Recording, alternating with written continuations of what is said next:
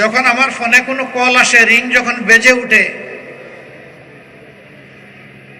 আমার নাতনি দুটি দৌড়াই আসে, বলে দাদু এটা কি আব্বার ফোন?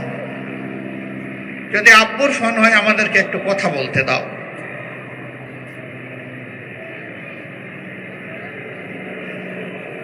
বলতে নেই অবুঝ দুই শিশুকে তখন আর সান্ত্বনা দেওয়ার কোনো ভাষা খুঁজে পেতাম না। নীরবে চোখের পানি ফেলে ফেলে শুধু ওদেরকে চুমু দিতাম, আদর দিতাম। কথা বলতে পারতাম না, মাথায় হাত বুলিয়ে দিতাম। তিনি একজন শহীদের স্ত্রী, সন্তান জীবনে বেঁচে আছে কিনা জানেন না। তার যুবতী স্ত্রী আর অবুঝ বাচ্চাদের কাছে মায়ের কোনো জবাব নেই। আল্লাহ তাআলা আরমানকে বাঁচিয়ে রেখেছে, রাখে আল্লাহ মা রেখে। তিনি তার মায়ের বুকে, স্ত্রীর বুকে, সন্তানদের বুকে, প্রিয়জনের বুকে, আপনজনের বুকে, আমাদের বুকে তাকে ফিরিয়ে দিয়েছেন। আলহামদুলিল্লাহ রাব্বিল আলামিন। সম্মানিত ভাই ও বোনেরা, কি অপরাধ ছিল আরমানের, কি অপরাধ ছিল তার পিতার এবং পিতার বন্ধুদের?